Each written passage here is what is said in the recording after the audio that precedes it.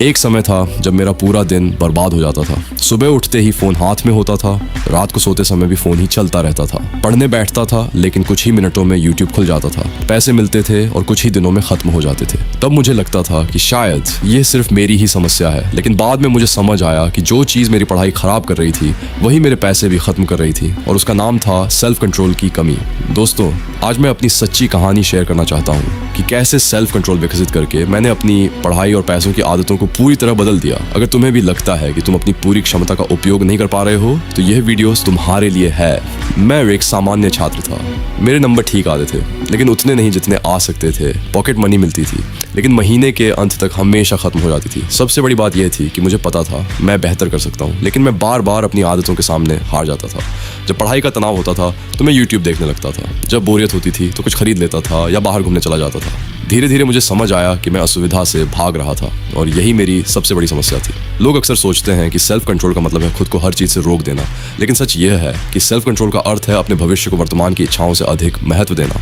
अभी यूट्यूब देखना आसान और मज़ेदार लगता है, लेकिन बाद में अपराध बोध और तनाव महसूस होता है। सेल्फ कंट्रोल का मतलब आनंद छोड़ना नहीं है, बल्कि यह तय करना है कि कब, क्या और कितना करना है। यह एक कौशल है, और हर कौशल की तरह इसे सीखा जा सकता है। पढ़ाई में सुधार के लिए मैंने 3 सरल तरीके अपनाए। पहला था टाइम ब्लॉकिंग। मैंने अपने दिन को अलग अलग हिस्सों में बांट दिया: पढ़ाई, आराम और मनोरंजन। पढ़ाई के समय फोन को दूसरे कमरे में रख देता था। दूसरा था 2 मिनट रूल। जब पढ़ने का मन नहीं करता था तो खुद से कहता था कि सिर्फ 2 मिनट पढ़ूंगा।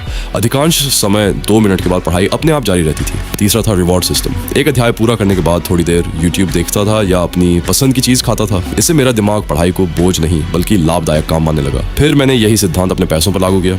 जब भी कुछ खरीदने का मन करता था तो 24 घंटे इंतजार करता था। अधिकांश चीज़ें अगले दिन उतनी ज़रूरी नहीं लगती थी। इसके बाद मैंने अपनी पॉकेट मनी को 3 हिस्सों में बांटना शुरू किया: 50% आवश्यक खर्चों के लिए, 30% बचत के लिए और 20% मनोरंजन के लिए। इससे बिना सोचे समझे खर्च करना बंद हो गया। साथ ही मैंने हर खर्च लिखना शुरू किया, चाहे वह 10 रुपए का ही क्यों ना हो।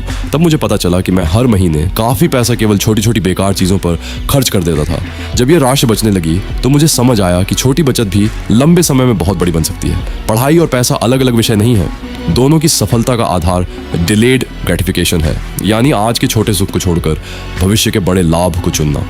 जो छात्र सेल्फ कंट्रोल सीख लेता है वह केवल अच्छे अंक ही नहीं लाता, बल्कि बेहतर आर्थिक निर्णय भी लेता है, मजबूत रिश्ते बनाता है और अपने करियर में भी आगे बढ़ता है। सेल्फ कंट्रोल केवल एक आदत नहीं बल्कि एक ऐसी शक्ति है जो जीवन के हर क्षेत्र को बदल सकती है।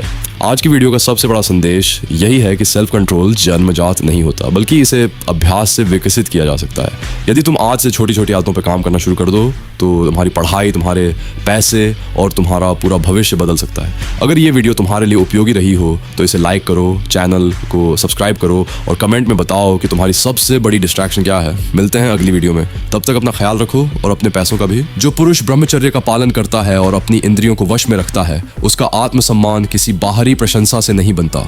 वह स्वयं की दृष्टि में गिरता नहीं। वह शीशे में देखकर आंखें नहीं चुराता। उसे झांत होता है कि उसका समय, उसकी ऊर्जा और उसका ध्यान ये सब अमूल्य हैं। ऐसा पुरुष भीड़ से अलग चलता है क्योंकि उसका मार्ग कठिन है पर सत्य है। जीवन में महान परिवर्तन किसी एक दिन की क्रांति से नहीं आता, वह निरंतरता की तपस्या से आता है।